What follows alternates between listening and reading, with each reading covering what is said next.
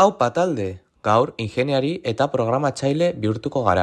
Presaudete proiektu berri bati bizitza emateko? Lego Spike kitarekin gure lehen robot autonomoa eraikiko dugu. Adi, martxan jartzeko pausoak hauek jarraitu behar dituzue eta. Lehenik eta behin, hartu Lego Spike kutxa bat eta hasi egitura muntatzen. Pantailako irudi hauetan ikus dezakezue hainbat angeluetatik nola duan muntatzen, baina gogoratu Lego Spike webgunean dena asko hobeto azalduta eta zehaztasun guztiekin duzuela. Behin kulunka eraikita dagoenean, zatik dibertigarriena dator, programatzea.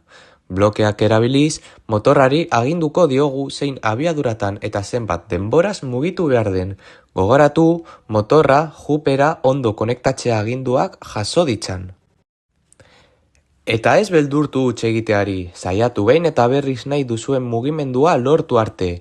Eta behin lortuta, gehitu soinuak edo aldatu diseinua zuen ukitu pertsonala emateko. Dena prest?